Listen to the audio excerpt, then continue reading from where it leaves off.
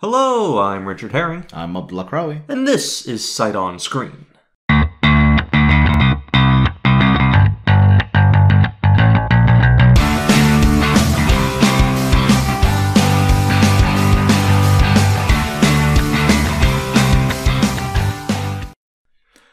This week we have a very interesting episode. We've been kind of struggling with, we know what's the upcoming releases, and it's a question of finding things that seem thematically relevant, but also, because of the current quarantine situation around the world, we don't really know when releases are going to be coming up again.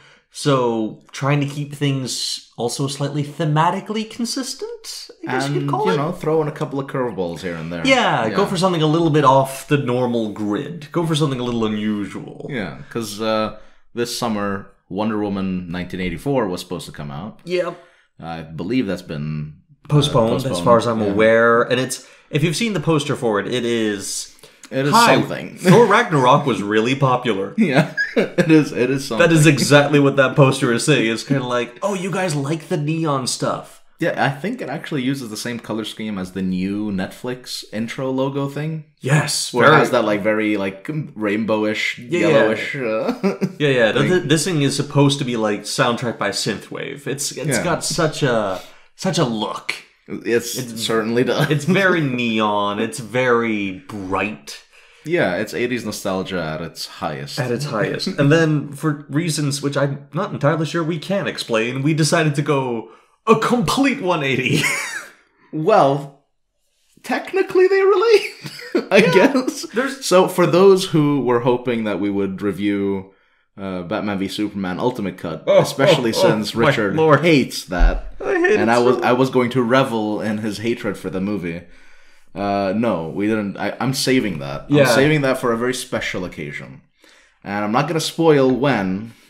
I will give a hint that there is an upcoming release sometime maybe next year where this would be relevant.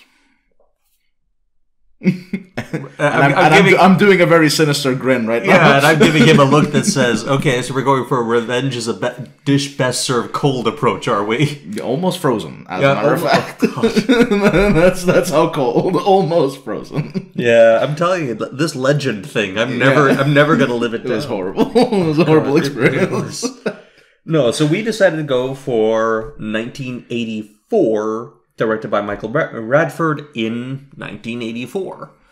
Yes. It's got quite a lot of symmetry going on there. The George Orwell, or based on George Orwell's book of the same name. Yeah, which he wrote in 1948. Published in 49. Yeah, called 1984, and the setting of the book is April to June in 1984. The film was... a fictional 1984. A fictional dystopian... This is like... the ground zero for dystopian sci-fi. Yeah, George Orwell very much pioneered this kind of dystopian future seen in many novelizations, graphic novels, comics, as well as books and series and films later on, especially recently. There's a great Netflix series, I believe it's Russian, correct me if I'm wrong, that's called 1983. That's fantastic. Oh, I haven't heard of it. I need to get that and might have to take a look at that. Yeah. No, so this is, and they're trying to do this thing where George Orwell was writing this in 1948 as a warning.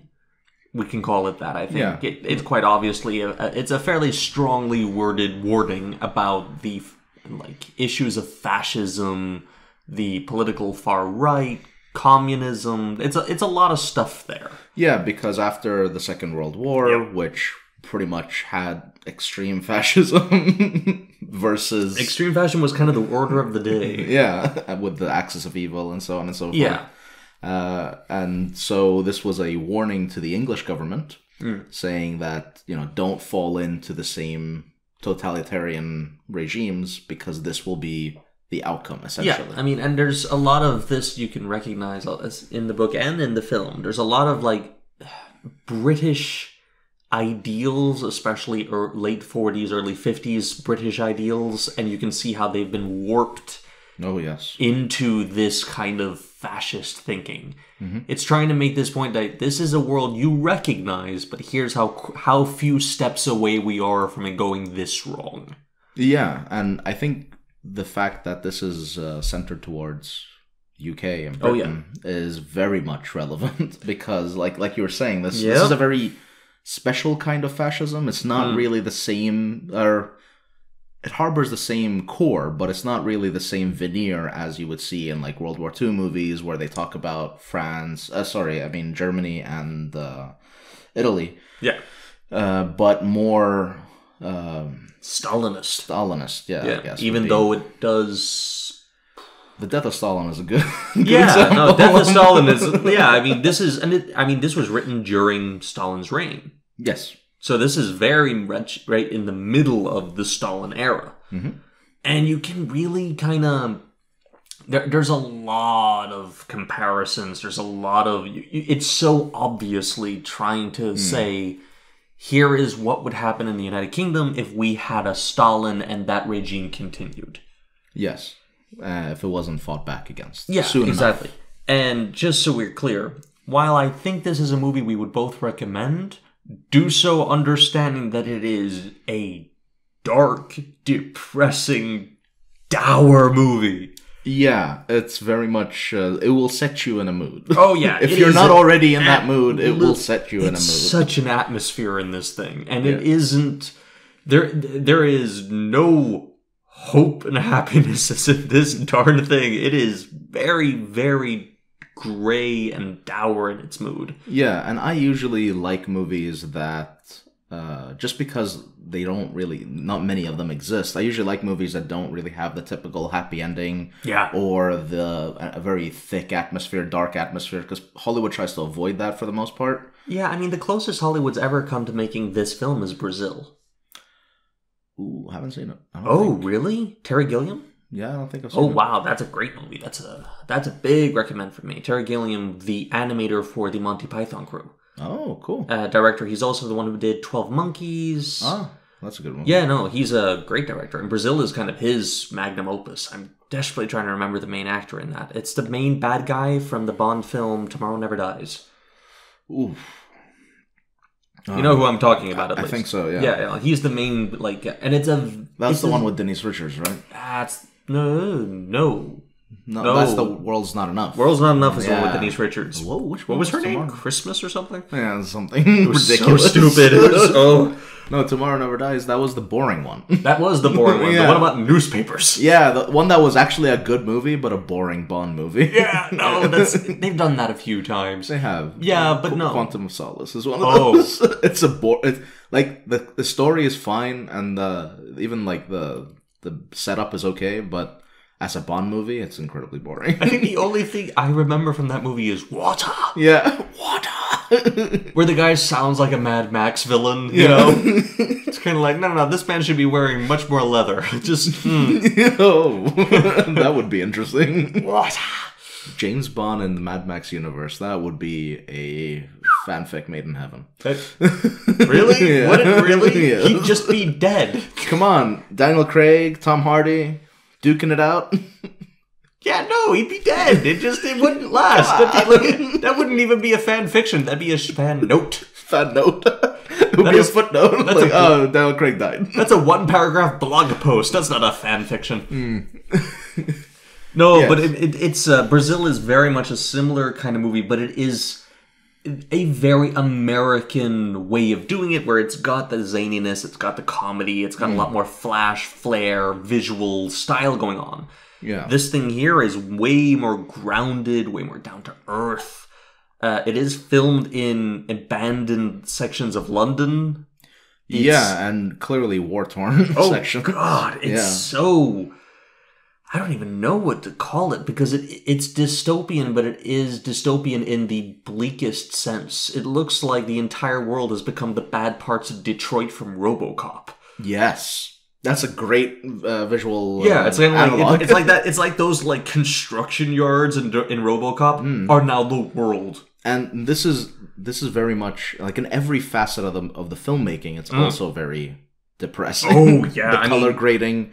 The angles that things are shot in, the slow burn. This is an incredibly slow burn kind of movie. It's a smart movie, but it's a slow burner. Yeah. Oh yeah, no, but definitely a smart movie because some of the dialogue is absolutely fantastic, and I'm not surprised because it's taken from the book. Oh yeah, no, they did, which is one of our favorite books. Yeah, likewise. Yeah. No, because it's a very good translation. I mean, that's the thing I will completely give this. I think we both noted a couple of sequences. I mean, it's very much in the spirit of the book, if not completely in the wording of the book. Yeah, there's things that are out of order. The way things are put together is slightly different, but it does a fantastic job of capturing that atmosphere. Yeah, it is an adaptation, but it's a beautiful adaptation because even if it doesn't, copy the book 1-to-1, it gives you the exact same emotion and basically setting, and atmosphere, like you were saying, as the book. So very much follows in the footsteps of the book. Yeah, and it is very much a character's journey. So and that's one of the things that I commented while watching is that in the book it's even more.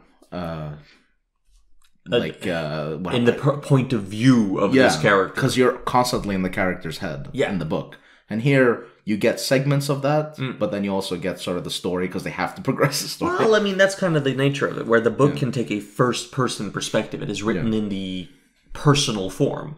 This has to kind of take a third-person perspective because you are the outsider looking in. Yeah. And with that in mind, it is though a good character study. It's a great character study, and they really do managed to put you in the head of Wilson Smith, who is the main character of both the book and the movie. Yeah, played by John Hurt. Played by John Hurt, which I was about to give kudos to, because John Hurt has been good many places. He's one of those actors who he doesn't change the game really, but he does what he's asked to do well. Yes. If you're casting John Hurt, you know what you're getting, and you're usually gonna get your money's worth. Yes. But he really knocks it out of the park with this. This is a very deep yet subtle performance. It goes places. Subtle is definitely the word to use. Yeah, it goes places. Definitely. And I mean, I enjoyed it really much. It was really, really good. I was actually blown away in certain segments of the movie of how you kind of forget that you're watching a movie. It's almost to the point where you're almost like a documentary or something. It is grounded, it's so realistic in its portrayal of human misery and oppression that it really kind of goes to the places I'm used to documentaries going emotionally. Yeah, even the visual style is a little documentary. Yeah, I mean, this is in certain sections. Yeah, this is Roger Deakins, and Roger Deakins is kind of the main man for a lot of. The cinematographer, you mean? Yeah, he's a cinematographer or director of photography, as they're calling it in this, because it's that kind of era of filmmaking. That's the era of filmmaking. He is kind of a masterclass man for telling story through camera. Mm-hmm. He doesn't rely on just the dialogue. He knows the script, and he's gonna tell the story with the dialogue. Yes. And while his more recent work, things like 1917, Blade Runner 2049. Those are slightly more visually dynamic. There are moments in this movie where you can see the drama in the shots. Yeah, no, I really loved some of these shots, especially when they're hinting at that something might be, thought police. Oh yeah, with the having the main character sort of in left of the screen or right of the screen, and then in the middle of the screen you have the looming eyes. Either from Big Brother or from other surrounding extras. Yeah, I mean, just turning. a big part of part of the novel is this idea that you are always being watched because you have screens everywhere, and the screens always have cameras in them, and there are posters everywhere for this Big Brother character. Which even if people haven't read the book, they know who Big Brother is. Yeah, it's a cultural phenomenon. Yeah, it's a cultural midpoint now. Everybody knows about this, and this looming eyes, as you call it, is really well framed here. It's always present. You never get away from it. Yeah, and it was really interesting because I read the book after I had read The Great Gatsby, which is my favorite book, and that has a very similar aspect. The optician. Oh yeah. The billboard for the optician, and it's just these eyes that loom over everyone that passes through that street. That eventually, things happen. Yep. We don't want to get into spoilers for The Great Gatsby. Do happen. Things happen on that street. But yeah, and so I read this book and it was like, oh, I could see how one could have influenced the other. And obviously, Great Gatsby took the influence from 1984. Yeah, I mean, in 1984, it's the one thing I will say is that when you're reading the book, it is so culturally its own thing. This was my experience of it, that it was hard to relate. Because it is coming from the perspective of a character who is kind of indoctrinated with a lot of what is this new world. A big example is language. Mm-hmm. So in the book, they make a very big deal out of this thing where the dictionary has now gone from however many pages to like half. They're going to keep... New editions are coming out, and they keep being less and less words because they're perfecting the language. Perfecting the language, because the less words there are, the less ability it is to express something that the state wouldn't approve of. Exactly. You no longer have the word to express these emotions and these problems. Yeah, and you have words, and then you have words that were taken out, which are referenced as unwords. Unwords. Yeah. Yeah, so and then you have... unwords. You don't have great, you have double good. You have these kind of like... It's a simplification of language, and it doesn't feature in the film as a major point, but it is something that is very present because it is something that is part of the dialogue. And it's way more present in the book. Yeah. Because it's not unusual considering that it's written by an author, obviously, exactly. who values the English language. But here's the thing, for me, the fact that it isn't so present here makes the film in some ways a little bit more emotionally relatable. Digestible, I would say. Yeah, it's a little easier to put yourself in these shoes, to put it that way. And because the book is so in this world that has been created, it's a little hard to imagine yourself in this place. Yeah, but Orwell is kind of known for that. Yeah, I mean, that's an Orwell thing. It's an Orwell thing. If you guys have read, like, Animal Farm, for example, or, I don't know, is there a movie of Animal Farm? There probably is. Animated, probably. I know there's an... Yeah, there's an animated movie of Animal Farm? That's a deep... That's a really deep movie in that case. I wouldn't be surprised. Not for kids. I mean, I when I read Animal Farm, I read it in an illustrated book. Really? Yeah. Wow. It was laid out like a children's book. But it's not. But it's not. But that's not even remotely close. No, but that is the format George Orwell was kind of going for. He is trying to frame things in a fantastical, almost like childlike way. I mean... Yeah, that's one of the themes in the book. Yeah, it is one of the themes. But think about it. Anthropomorphic animals expressing human politics? That's a Disney thing. You know, but that was the whole point of that story. Completely. Was that interplay between reality that we know it versus the reality that these animals and how they reflect that. And that kind of suits itself well to kind of taking it that next step and putting it into a... I mean, if they've made it into an animated film, I would love to see it. I need to see if that's the thing. I remember certainly an illustrated book. It looked and had kind of the read of one of the Roald Dahl books. Really? Yeah. Cool. That was kind of the way it was laid out. Well, that would be interesting. I'd have to take a look at that because again, Orwell I love as an author. And Animal Farm 1984 is his most known pieces of work. Correct.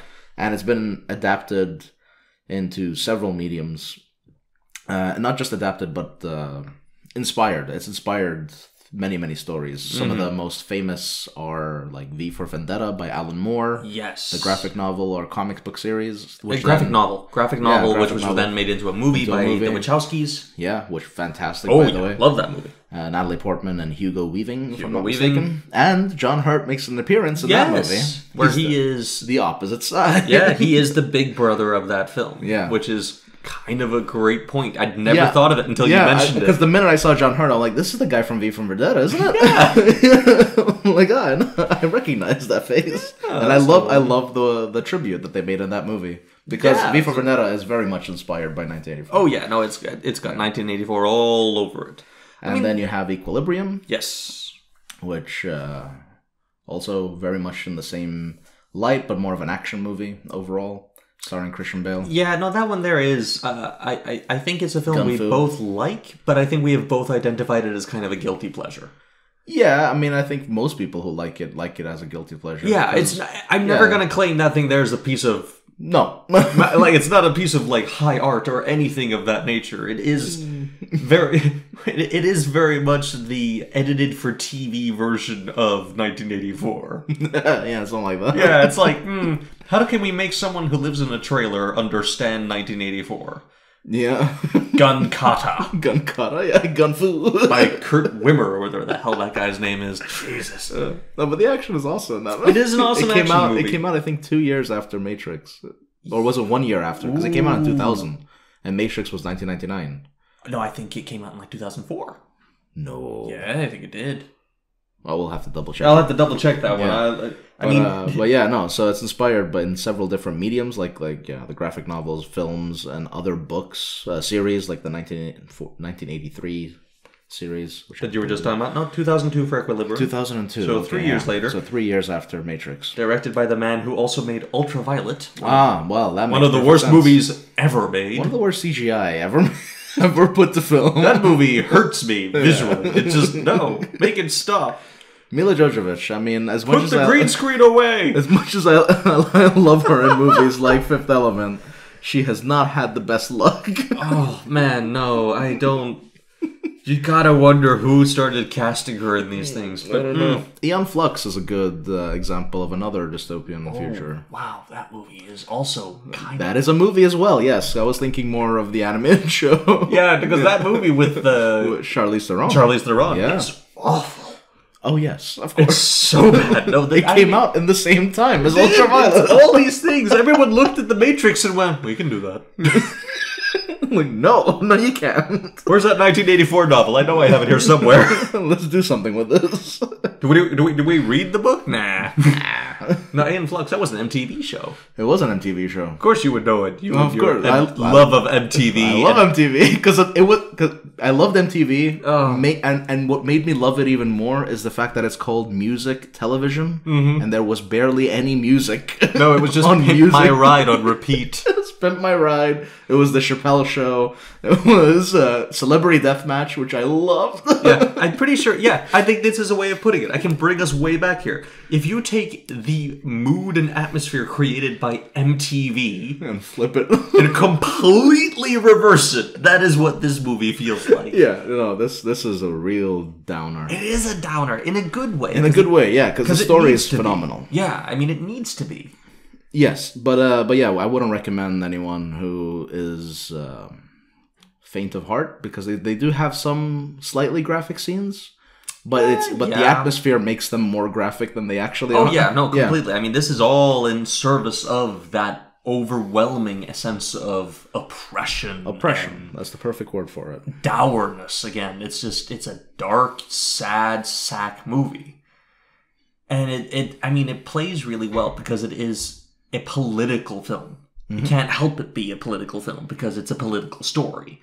And you can tell they double down because the parts of the book they're focusing on are the political ones. Yeah, no, it's it's a warning against fascism.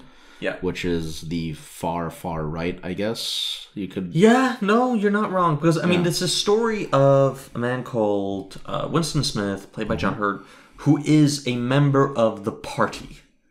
The party. Yeah, I love that. And this is a alternate history where a fascist leader at some point, who is now referred to as Big Brother, took over the United Kingdom and is now engaged in a three-way war, a continual world war between East Asia, Eurasia, and Oceania. Mm-hmm. And they're in Oceania, I think. Yeah. Yeah. And you're just kind of watching this guy live his life despite committing what they call thought crime. Yeah, which is basically thinking impure thoughts. And impure thoughts doesn't necessarily mean just sex or something sexual. It could be anything that's against the party's wishes. Yeah, your entire life should be living and breathing the party doctrine. Yeah. And anything else is bad. Everything else. Yeah. And I mean, you can really tell, again, it's this language thing, which is really interesting, which is they're talking about the elimination of the orgasm, the oppression of own life. Yeah. You are not, you can't have own life. You can't have own life. You can't have family because your family is the party. You're talking. It's all these really interesting concepts. During the story, they're trying to eradicate the concept of family. They're trying to eradicate the concept of the orgasm. They're trying to eliminate sex. They're trying to eliminate individuality. It is the ultra all of these things are distractions. Yeah. You can't be distracted. You are the party. You are a. I think they even use the way of explaining it, which is that you are a cell in the organism. Yeah, that's which is that comes up a bit later in the movie. Yeah, and you're thinking to yourself, okay, the cell in and of itself is pointless. Yeah, but it's when it's part of an organism that it actually becomes that it has life essentially. Yeah. And I mean, this whole thing about the surveillance and the continual propaganda and all the rest of it. I mean, for being written in 1948, it is prescient as can be, and we're both sitting here like little moments where we're both going, "Yep." That's about right. Yeah.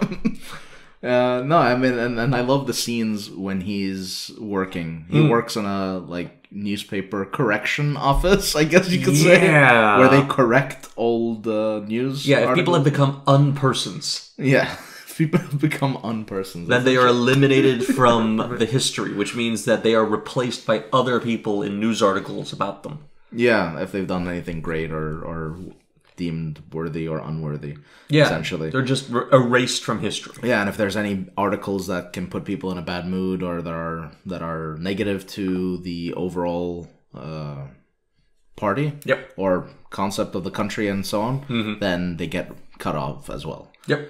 That was one of the first things they do actually in the movie. Yeah, no, I mean, it is. And it's very reminiscent of some scenes in movies. I mean, we brought up Matrix. Matrix obviously takes a little bit from this as well, and the office scene, no more so than the office scene. The office scene. It is this thing about you are no longer an individual person. You are You are a cog in the machine. Yeah, you're a cog in the machine.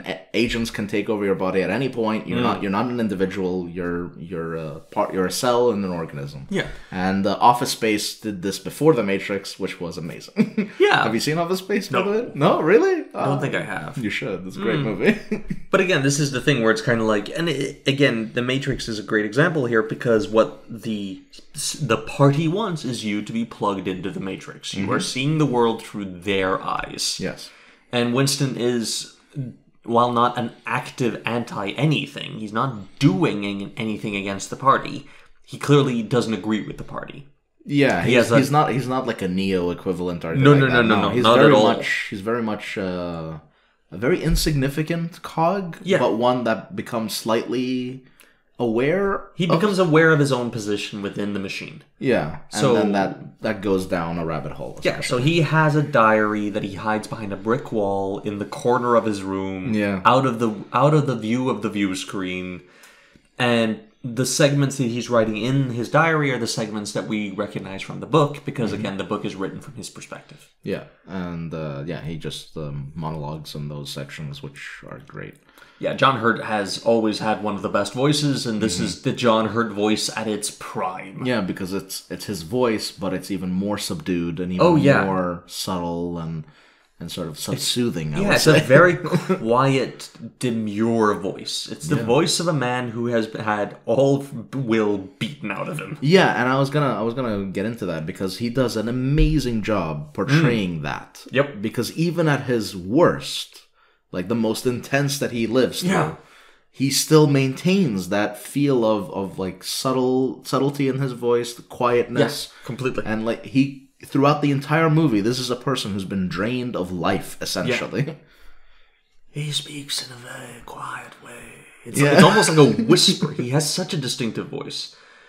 And, I mean, the thing that really kind of blows me away is that the performance he gives, and there are several good people in this. I mean, I think her name is Suzanne Hamilton. I'll have to check. But Julia. Right? Yeah, Julia. Yeah, I think it was Susanna Hamilton. Yeah, Susanna Hamilton.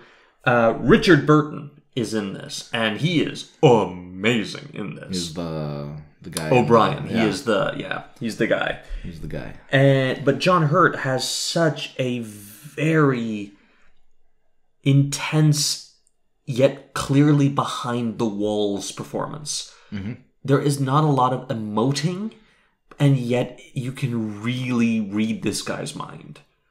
you are getting an access, and you can almost tell that having that access is a crime. Yeah, I mean, actually, they do a great job, and I'm sorry if we spoil it a little bit. This is a story from 1948. So. Yeah, and it's a very old movie, and I think it's one of those things where we can just acknowledge that even if we spoil details about the plot, it's still worth watching because we can't capture this mood and this atmosphere and this story very completely because so much of the story is the feeling. Yeah, no. And we just go watch the movie. Even if you listen to us talk about it and we give you details, still see the movie. It's definitely worth watching, for sure. And if you prefer other mediums of entertainment, then the book is highly, highly recommended. It goes into more detail, obviously, than the movie. And you get an even more intense feeling. Oh, yeah, no, completely. It is the book... Oops. I just knocked over a glass. Not my turn this time. Hey! Seems we've changed roles. Yeah, but my glass was empty. You usually do it at my place with a full glass of water. Usually. It happened once, maybe twice. Twice at least. Twice at least. Yeah. Twice at least. Yeah, because the one time when we were... Yeah. It happened twice. Not even a tangent aside, just a personal anecdote aside. Yeah, no, I spill a lot of water. Yeah, no, that is your way. Yeah. No, but I mean, the book is a real emotional trip. Mm-hmm. It is one of those, like, this is a movie I would recommend in general. The book is one I would recommend totally. I mean, everyone should read this. And at no stage almost of human history since it's released has it not been relevant. Yeah. It's one of those books that just keeps coming round and again because every time we enter a new cycle of what the media is and what the government is and what war means in society and all these things, this book is so prescient and so almost frighteningly on point. Yeah. And it's something that becomes more and more relevant because the technology we have now is actually kind of caught up with the technology in the novel. Considering it was written back in a time where, really, I don't even know where technology... They had television sets, that's about it. We had basic television sets, the radio was very prevalent. Yeah, and this movie does feature the radio quite a bit. Yeah. Well, at least the radio voice quite a bit. It features the radio voice, and oddly enough, I have to say this, though, is that every time they cut to a war commercial, because they have war commercials, so like, support the war, I always keep thinking to myself, this looks like the beginning of a Michael Bay movie. Right? You know, the fading in and the fading out and the soldiers running. It's kind of like... the American flag in the background. It's like the beginning of The Rock. Yeah. It's like, this seems familiar. Why am I saying... Oh, yeah, Jerry Bruckheimer. Bruckheimer. That son of a gun. Oh, yeah, the devil's favorite son. Mm-hmm. So, no, it is propagandistic and it is so very prescient. So, the book is just an flat-out do yourself a favor. Read this damn thing. Yeah, because I mean, I just remember like recently things that have happened, like the Snowden incident. Oh yeah, that was definitely 1984-esque. Oh yeah, freaking Cambridge Analytica Facebook scandal that happened just a few years ago. Completely 1984. Yeah, Facebook. I mean, it's all very there. And again, it's like it's one of those books that has yet to lose relevancy. Yeah. No, every couple of years, there's always, and I think that's sort of. At least in more English-speaking countries like the UK, maybe the US as well. I'm not entirely certain, but I know for sure in the UK, this is very much part of high school curriculum. Yeah, no, USA not so much. No, okay. Animal Farm, I believe, is much more heavily referenced in there because it's so much more directly anti-communist. Yeah, probably. You know, Animal Farm is something I know is very regularly read in American curriculum in 1984, and I know is much more relevant in Britain. Yeah, no. I remember reading Animal Farm as well when I was in 10th grade, I believe. Yeah, and what I found fascinating by it was just this idea that communism is not really communism. It's not really the left. And that was something I mentioned right before we started recording. I was like, which is actually taken from Animal Farm, but that's a belief that I have as well personally, which is communism is essentially like extreme capitalism. Yes. Because it's the few that are up top, they have everything, and then everyone else has nothing, but equally nothing. Yes. so it's kind of like, but it's still nothing nonetheless. Yeah, full disclosure, I mean, just so we all know where we are on the board, I mean, I'm half Norwegian. You have lived in Norway for a while. I think 20 years. We're both socialists, aren't we? Really? In the American point of view, yes, we're very much socialists. We are socialists by an American standard and definition, completely. Yeah, but we live in a social democratic country. Yeah, exactly. So it kind of makes sense. We aren't really gung-ho capitalists by any measure. No, but that's irrelevant in this setting because it's not just about capitalism. It's about for 1984. I mean, for Animal Farm very much so, but for 1984, it's not really capitalism. It's fascism. I think totalitarianism is the better word to use because it's the total control of every facet of someone's life. Every single facet of life has to be about control and the state.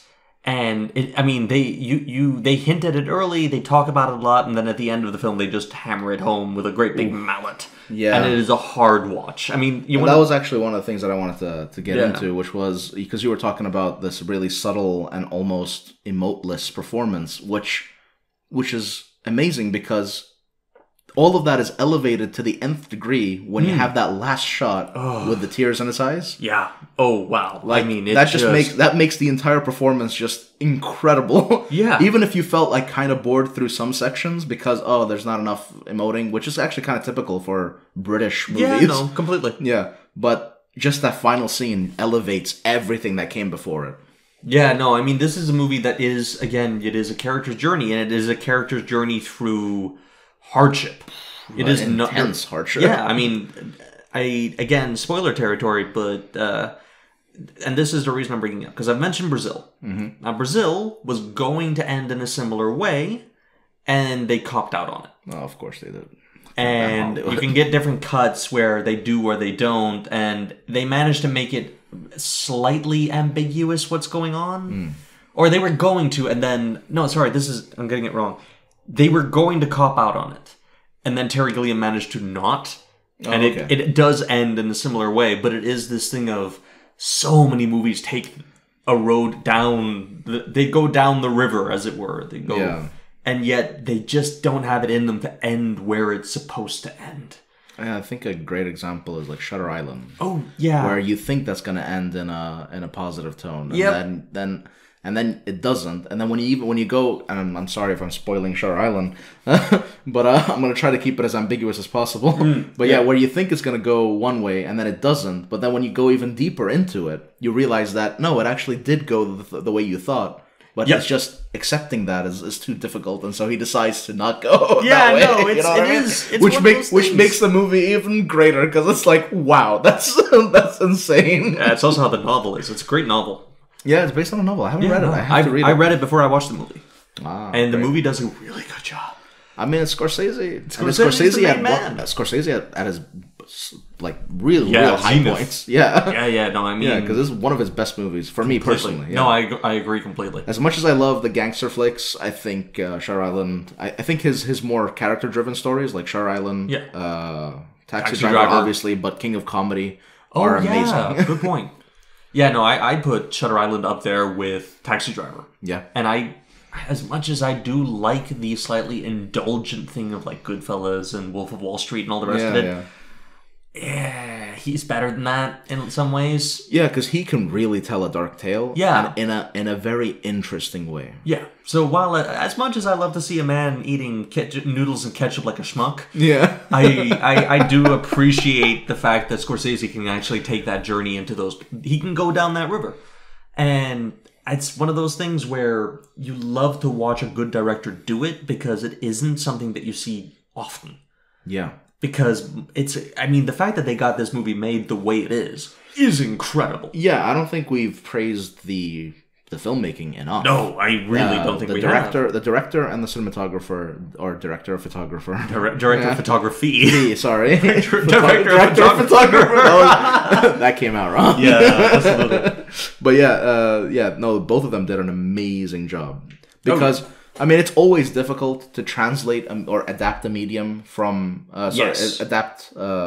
between two different mediums. Yeah, even if you're going from like movie to book or vice versa. Yeah, but specifically book to film is always a hard one. Yeah, game to film has been horrible. Oh, God. There hasn't been a successful one yet. Yep. No, you're completely right about that. So hello, Jake Gyllenhaal, the Prince of Persia. I know. You white ass son of a... No, anyway. Yeah, whatever. And then the Hitman movie. Oh my God. I don't want to get into both of them. Yeah, both of them. Horrible. Zachary Quinto in the second one. Oh God, amazing. But yeah. What was I saying? Tangent aside. I like the fact that we're taking... This is a little different. Usually Tangent aside is just us kind of wandering off. Yeah. This is us going like, we're getting depressed. We're getting depressed. We need to talk about something silly. Talk about something silly. Okay, we're back. Oh, my heart can't take this anymore. Oh, no. It's so there. But yeah, no. I mean, the filmmaking is unbelievably on point. Yes. No, it's a gorgeous movie. The framing, oh my God, and some of those shots. The framing, the shadows. I mean, it's artistic, but it's... Here's a good way of putting it. Some films, when you look at how they look artistically and such, it's like colorful paintings. It's glorious and it's lush. This is like black and white photography. This is utterly stark.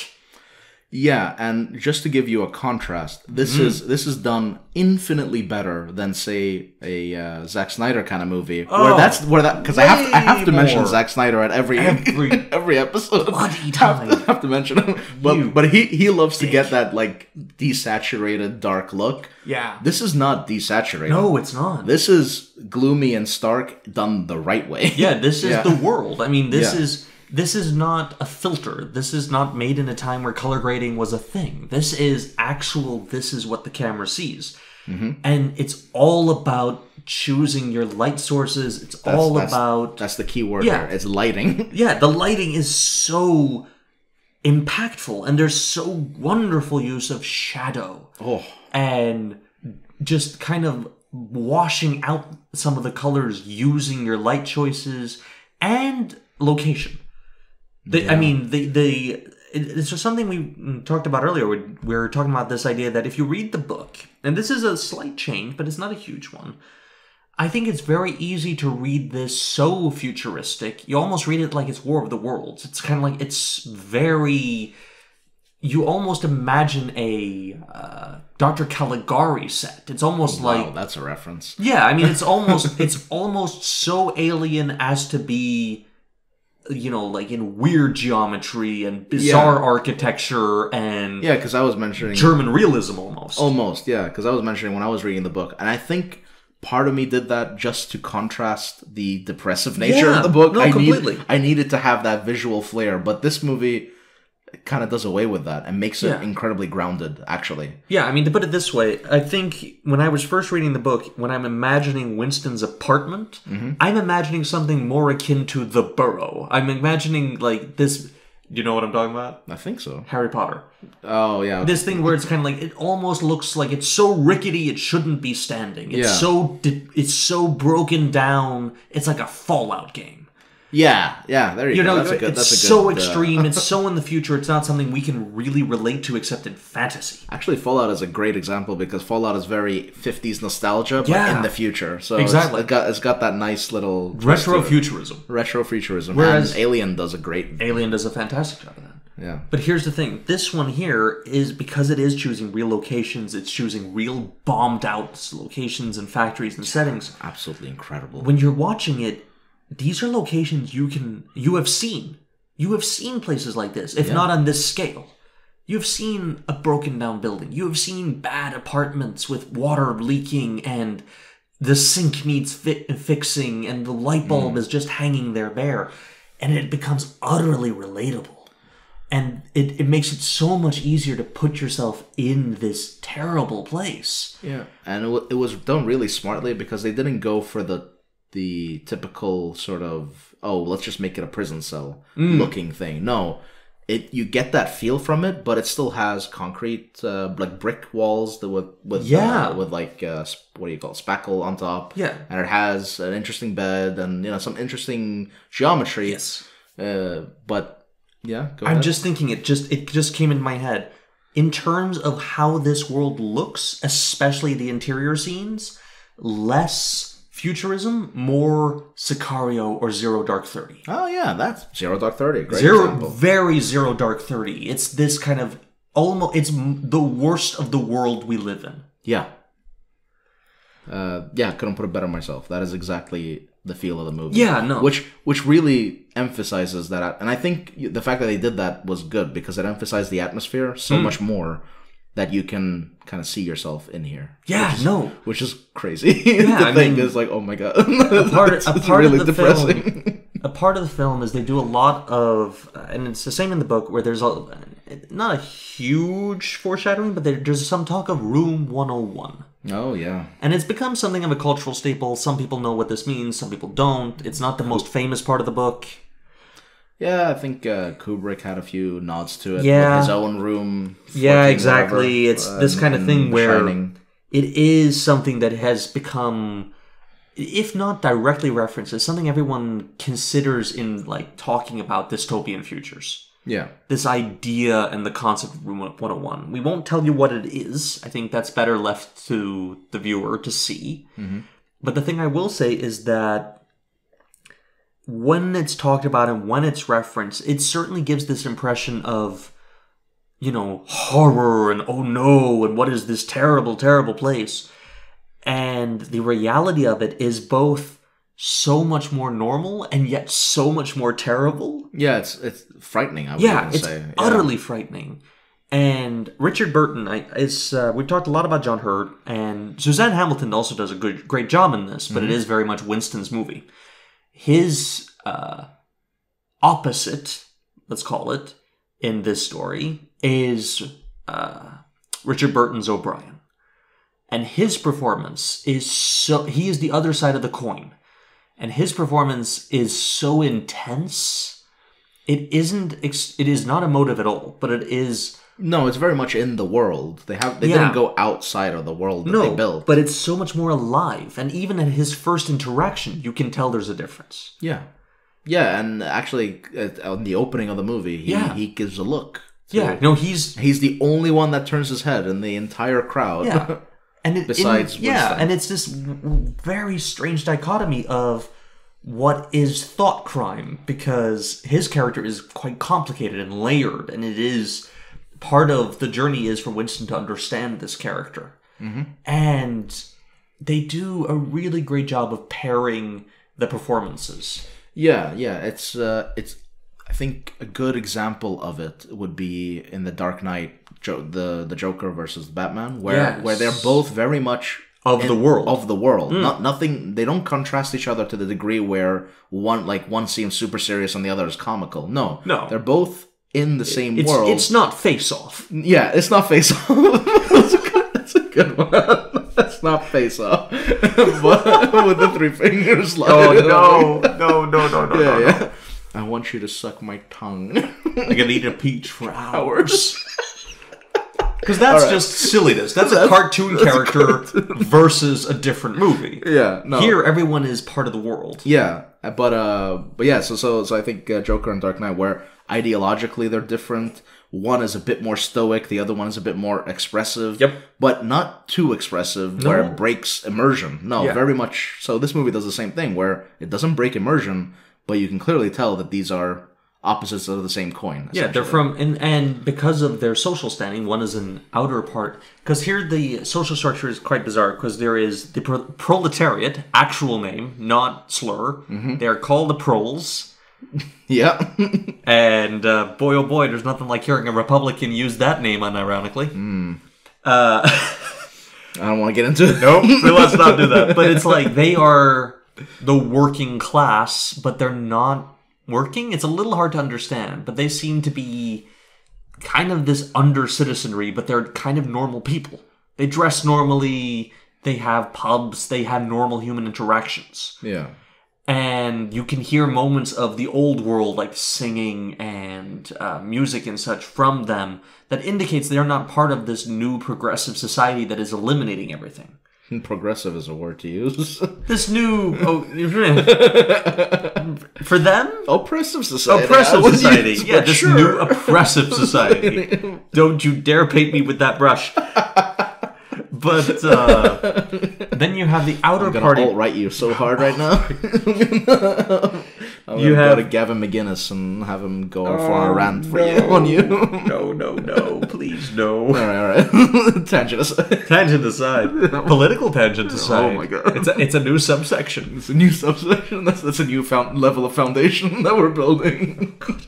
So you have the outer party members who are living these terrible lives, and they have chocolate rations of like 25 grams a week. A week, yeah. And all these, like, so many clear indications of these awful lives they're leading, where their food is, like, they eat communally, and it's clearly not meat involved. It's something that looks like meat, maybe? It's a mystery meat. They actually do a really good job here that's actually kind of relevant. Yeah. Because they call it mystery meat. They say it looks like meat and it tastes like meat, but they know it's not meat. Yeah.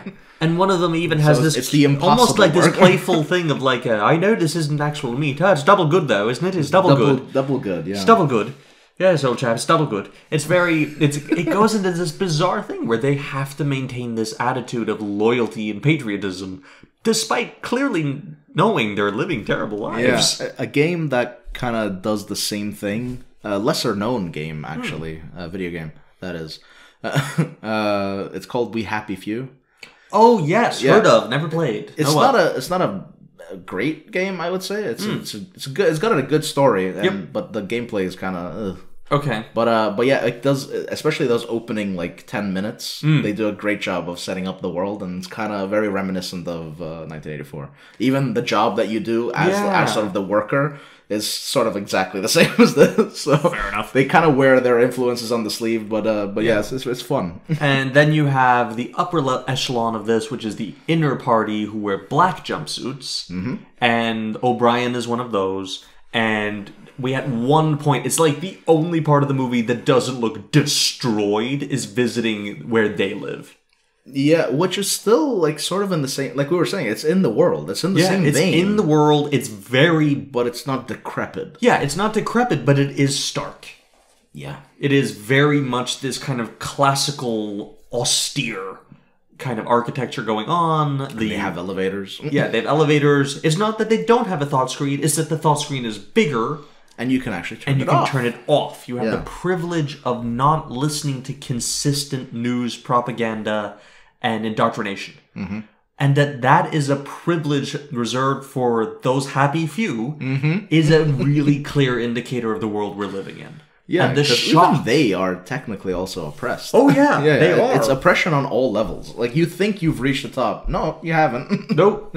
It's such a and they're not protected. It's made very clear that one of the top guys is now a reformed man at the Chestnut Tree, where it's a cafe where those who have been found guilty and have been re-educated. Oh yeah, re-educated is the word to use. Yeah, and that's something again. I think it's the source for it is this. It's this idea that your brain has been changed to make you a loyal party member. Yeah. And they have a very different message in the background where they constantly have their own confessions. Yeah, playing. Yeah, and I don't want to spoil. Don't spoil it. The confessions are interesting, to put it that way. No, but so they have to constantly relive their guilt. Yeah, I mean, and it's very Inquisition. It's very, we will confess to anything type thing. And yeah, there's so many aspects of history and culture that are at play here. And it's intense. And it's one of those things where you can really see it. It is not foreign. It is not alien. It is not hard to recognize what this is. It is just an amalgamation of things we've seen before and have seen often since this novel, kind of just made manifest into a single utterly dystopian picture. Yeah, I would actually say that the book, but the movie more so, because of how much more grounded it is, because you're not imagining. Yeah. They kind of ground it for you. Yeah. But the book, like you were saying earlier, it's relevant at any point, and it's actually at any point in history. If you want to do any sort of study of any time in history, including now, you can literally take the story and you can plot it in there. Oh, yeah. And it would fit perfectly. Yeah, no, I mean, and the one thing I will say, though, is that such a big part and one of the most prescient parts of the book is the technology. Yeah. This idea that the view screen is going to be a massive part of what defines future society. The idea that observation and surveillance is going to make such a big deal. It's hard to imagine how it could have been so right. Yeah, over 60 years ago. Yeah, I mean, longer than 70 years ago now. Yeah. I mean, it is kind of the world we're living in.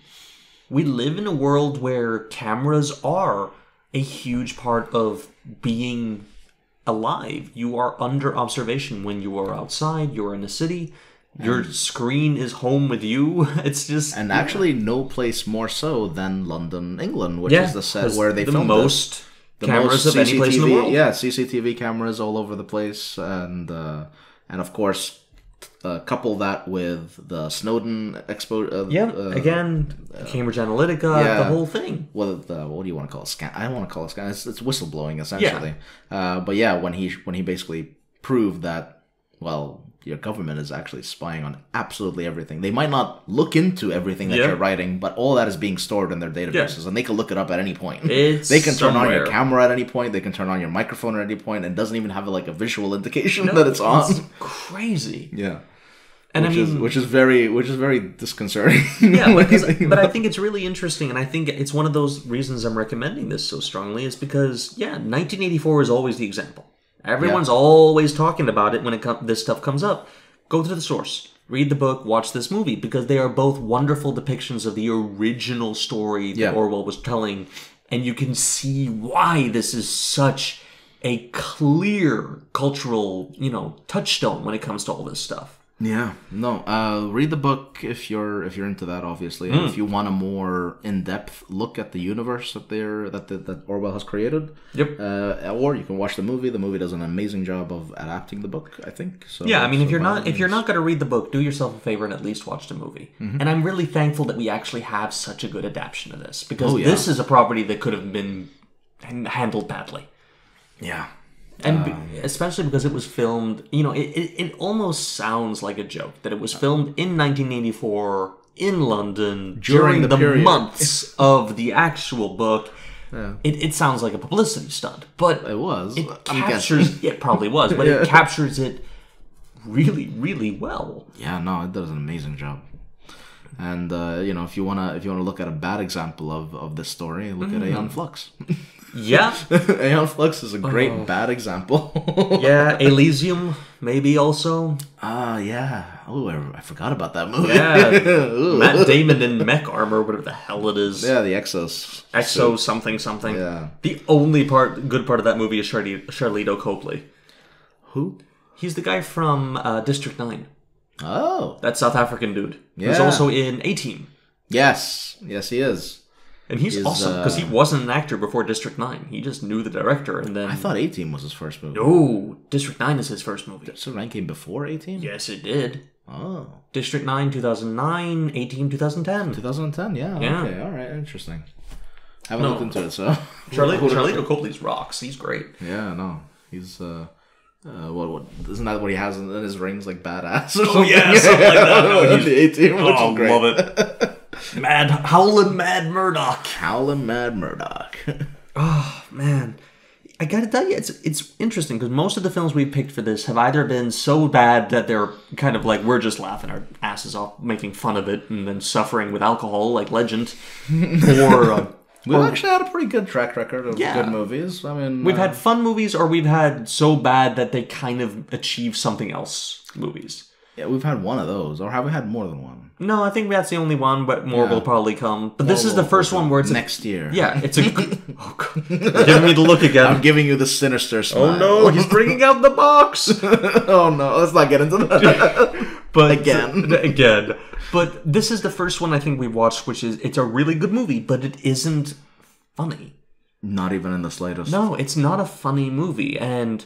I think it's important we occasionally dip into that well for this show, because not every movie has to be a laugh fest to be good. I mean, you can have movies like this which are utterly stark, utterly austere, dark, and depressing. Straight up depressing. And they're still amazing. I mean, we were talking about when we we were having a discussion about like our best of lists. Yeah. The movie with Idris Elba, A Beast of No Nation. A Beast of No Nation. Yeah. Which is, again, one of those movies. Oh my god, that movie. It's one of those movies that I would recommend people watch once. Yes. But no one would probably watch it twice. I doubt it. Yeah. And 1984 is a book I recommend everyone read at least once. Yeah, I mean, I think I read it a few times, but it has been a long time since I read it last. Kind of the same. I think I picked up a copy 5 years ago and read it again. But before that, it was like I read it as a teenager. First year university, which would be like 7 years ago for me. Okay. So. Yeah, no, I read it. I read it for the first time when I was like 15. Yeah, same. I read it right after Animal Farm, which was 10th grade, so high school. I was the opposite way around, 16, where I read 1984, then Animal Farm, because I had an English teacher recommend it. It wasn't curriculum. Oh, all right. Animal Farm was curriculum. Yeah, fair enough. But it's great stuff. Orwell, amazing job. We should probably move to final verdicts if you don't have anything final else. Verdicts. Yeah, I'm comfortable having this one at final verdicts. It's a hard one because it is. Oh, one thing I do want to mention: soundtrack. Oh yeah, we didn't even talk about the soundtrack.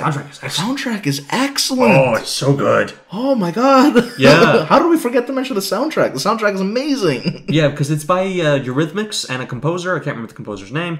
And it's got this it's very 80s, but it is not a, it's not the Guest or Stranger Things. It's not that kind of 80s. No, this is 80s in the 80s, but it's also not a and it's not Top Gun 80s either. It's not Top Gun. It is certainly not Commando, steel drums or anything like that. This is a very subtle score. I think the closest I would say, but it's more subtle and less in your face, is like Blade Runner. The first Blade Runner. Yeah, the first one. The first Blade Runner. Yeah. Where it's got that synth thing going on, it's got rhythm and kind of subtle beats that carry the emotion, but it is relying on performances, not the music to tell you what to feel. But the music definitely elevates the story. Oh yeah, very much so. Yeah, no, the soundtrack here does an amazing job of laying a foundation, and it does really interesting things to the main score. Yeah. As certain events conspire in the movie that change it and make it and put you in the feel of the setting that the character's going through. Yep. And it does a great job of doing that. And all the changes are very subtle, but you feel it. Yep. So that coupled with the cinematography, obviously, and the direction and the performances, that blend was just amazing. Yeah, no, I mean, it carries the mood so well. At no point does it fail itself in terms of carrying that emotional impact. Yeah, the very few... I can't think of a lot of examples where the soundtrack does this well in movies. No, not really. I mean, I know we keep mentioning it. Only Lovers Left Alive maybe does. Yeah, that does have a really nice, subtle soundtrack. You're right. I think it's not subtle, but it definitely elevates the movie. I think Joker 2019... where the soundtrack does a really good job of putting you in the mindset and that slow turn to madness. Yes, no, I will agree with that. And that's sort of reflected in the soundtrack. Yeah, but this is different in that it's way more implicit than explicit. Yes, no, completely, and it is very much a enhancing factor rather than an indicating factor. Yeah. I think actually a soundtrack that came to mind, I don't know if it's a movie you watched, Sunrise? You mean where they're watching the sun? Where they're kind of trying to restart the sun. Yeah, I've seen that the movie. Danny Boyle movie. Yeah, with Cillian Murphy. Yeah, that soundtrack. Man, if you go back and listen to that again. No, I know exactly what you mean. It's right there. Now that you mention it, it's kind of rushing back to me. Because usually soundtracks, like a good soundtrack for me is like something by Hans Zimmer and like a Nolan movie. That always is amazing, but it's way more bombastic in those sense. Yeah, I mean, it's like John Williams, who does like the best job in the world, like Indiana Jones and Star Wars. But it's not like it's not a question of when is John Williams going to reach a crescendo. He was there when you walked in the room, and he's not going to leave it until you do. It's like, what do you mean, go down? I don't know how to... He's at 11 all the time. Dun, dun. It's Hans Zimmer isn't quite as bad, but yeah, it's It's way more in your face. This is very subtle. It is very subtle. But it does this great job of putting you in the mood where it changes slightly and it changes your mood as you're watching. And you might not even notice it at first, but you definitely get there. Drive was a good example. Yeah. Although that does have some moments that it has its moments where it actually goes into like soundtrack, but in terms of its underlying score, kind of a similar sound, a little bit of a similar feel. Definitely the memorable shots are all of the kind where the soundtrack is sort of that subdued level of just putting you in the emotional state. Yeah, no, very much so. Yeah. And it does such a good job without being in your face, which is kind of the rest of this movie too. The whole movie isn't about one thing. It's not like this is like a star performance by John Hurt or look at this amazing camera work. And none of it is standing out, but everything is equally of high level. Yeah, the only thing that stands out is Big Brother's face. Yeah, no, I mean the world building is very much the point. But that's like the only in your face thing is literally those eyes staring at you. Yeah, and they are it's everywhere. So circular. I've never seen eyes so round. Yeah, no, I mean this movie really does. It has its own mood, and it does a great job of bringing you into its world. Yeah. Which you can probably tell because we're both kind of like, we're supposed to sit here and we're talking and we're having fun and we're both kind of like, yeah, because like just thinking about it just puts you in a funk. Yeah, which is, but in a good way. Like it's doing its job. Yeah, I mean, don't misunderstand. Don't misunderstand. This is not Legend where we're sitting here drinking to forget. Definitely not. Oh my god. Yeah, don't remind me of that movie. Jesus. Oh, don't worry. You'll get your revenge sooner or later. Hey, let's be honest. My Legend, 2 hours long. The ultimate cut, 3 hours. Yeah, but it's so worth it. 3 hours. Yeah, I think it's actually a little over 3 hours. Now that I think about it, I think it's like it's better than the 4 and like over 4 hour cut of Watchmen. Also, there's a 4-hour cut of Watchmen. Yeah, it's literally like panel for panel of the graphic novel. The 12 volumes of the graphic novel, panel for panel, is the 4-hour long cut. I swear to God, if you ever make me watch that, I am bringing out the big guns. I am bringing out Sergio Leone's Once Upon a Time in America, the extended edition, which runs at 6.5 hours long. What is this, Redcliffe? Redcliffe is only 4. Yeah, that's true. Ha! So is Dances with Wolves. Oh, God, that's a 4-hour movie. Man, I haven't watched that movie in a long time. Because we brought up, Kevin Costner. Kevin Costner. Man of Steel. Yeah. Goodbye, movie. Yeah. Nope. Don't come and save me. I'm out. Doping out of this movie. They didn't pay me enough. Take me away. Take me back to Oz. Yeah, that's what it felt like. Oh, that's a good one. Kevin Costner going to rejoin his sister, the Wicked Witch of the West. Oof. Ooh. Yep. And now I'm just imagining him in green makeup. Yeah. So, that's a thing. Has he ever done that kind of thing? I don't think so. Oh, I hope it's out there. Waterworld is the closest thing. Oh, God, that hair. Waterworld with the little gills. Yeah, I'm the hero of this movie. Let me punch this woman and threaten this child. Waterworld is insane. Dennis Hopper, actual hero of that movie. That is true. He is. He saves the movie, just like Tim Curry saves Legend. Doesn't really save it. No, he's not in it enough for that. He's not in it enough for that. All right, so final verdicts. We were going to final verdicts. Yeah. So usually we do a score of 1 to 10, where 5 is average. 10 is essential, basically a legendary of its genre. Must watch. And 1 is just garbage. Yeah. 1 is hot, steaming garbage. Where would I put this? I mean, this is a difficult one because it is a movie that I think is fantastic. It isn't a movie I'm probably going to watch again for a while. Yeah, but you don't need to. No. But I mean, it's an essential movie. Yeah. Ooh. Like, for example, Shawshank Redemption, I think, is an essential movie. I'll agree with that. But it's not one that I would readily watch several times, because that's also a very depressing movie. Yeah. No. Although that has some levity in it at some point. It does actually have some moments. This has no levity. I'd put this at a 9. Yeah. I don't feel I can put it at a 10. I don't know why. Is there a movie that's done it better? That's what I'm sitting here thinking, kind of. Is like, when it comes to this particular kind of story, because we've all seen dystopian go lots of different ways, and I'm usually dystopian finds a middle ground. Blade Runner is dystopian middle ground, where there's moments of joy, there's moments of this, there's still some fun stuff going on. This one here is so relentlessly oppressive. Yeah, my kind of movie. Speaks to me on a deep level. I don't know, I might... It's... What are you pushing 9 or 10? I'm kind of where you are, where I want to give it a 10, but at the same time, it's... There's like, just something that isn't there, and I don't know what it is. I think because we both enjoy the book so much, maybe. But here's the thing. I don't think this movie would... this is the one thing I actually will say. It's something I was going to bring up earlier. I think this movie probably is slightly hard to understand without at least some context from the book.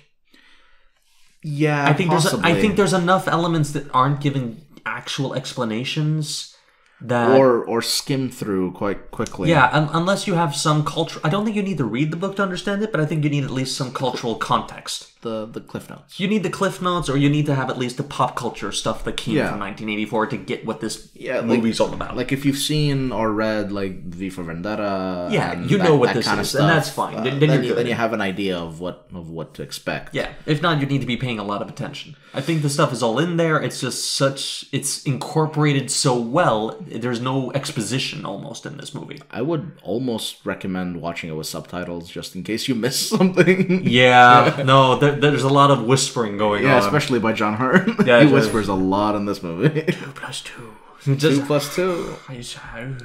What is 2 + 2? Yeah, I mean... It's a night is what it is. It's a night, yeah.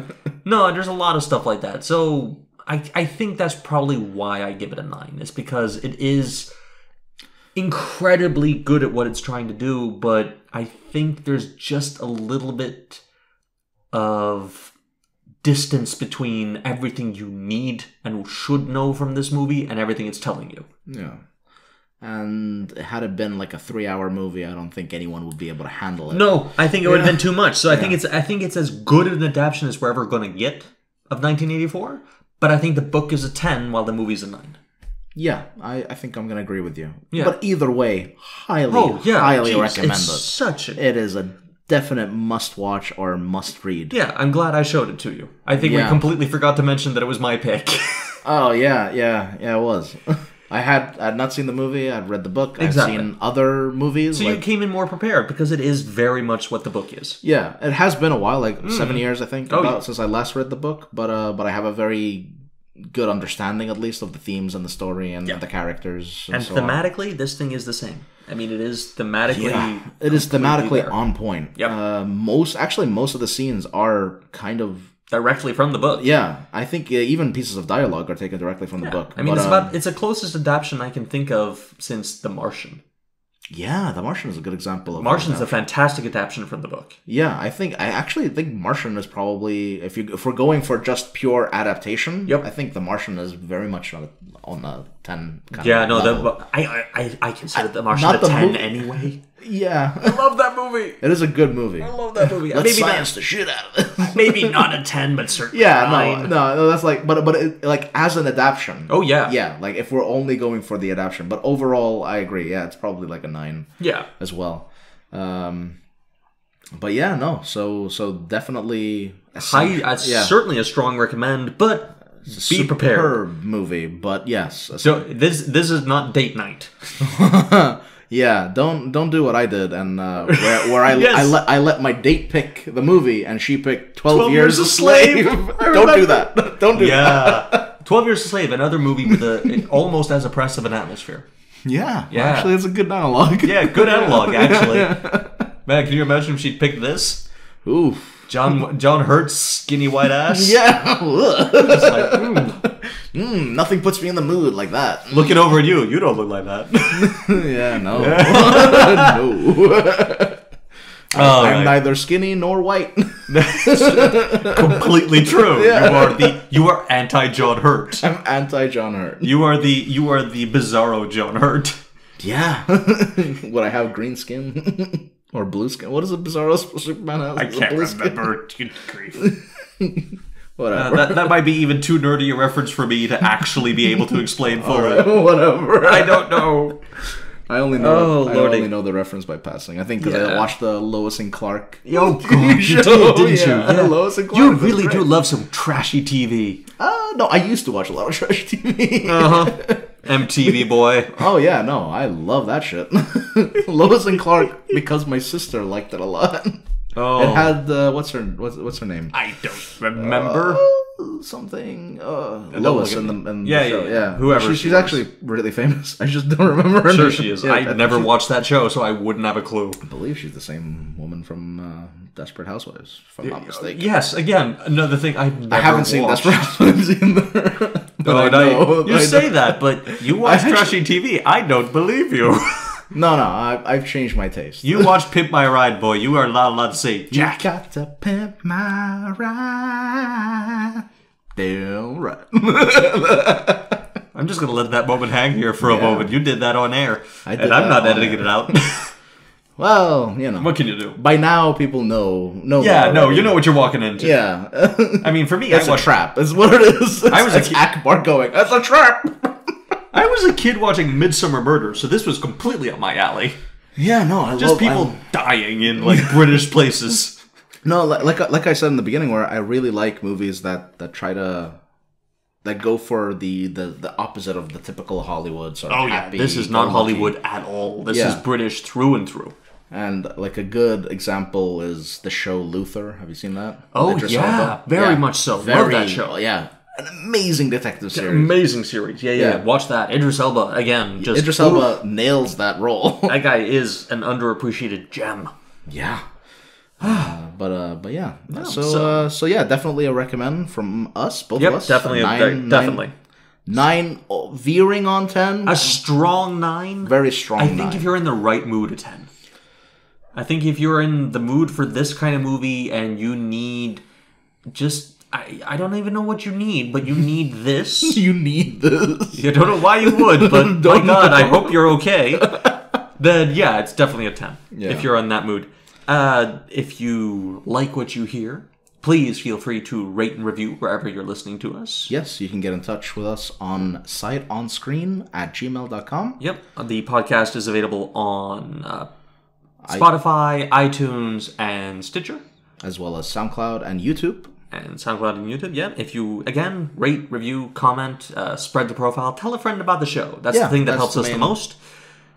So, yeah, then that's it for us. If you want to support us, patreon.com/Sight on Screen. We are very on point with our titling, so don't worry about it. Yeah, it's always Sight on Screen. And I think we'll be returning probably next week with something a little bit more fun. Let's hope so. I think so. I think we kind of have to. Yeah, because this was... Although last week was a great episode. That was the Dead Don't Die. Yeah, no, I think I think we'll alternate. I think we'll always follow up an episode like this with something that's a bit more light. Yeah. I think for our own sanity as well. Yeah. I need it. Yeah, pretty much. All right.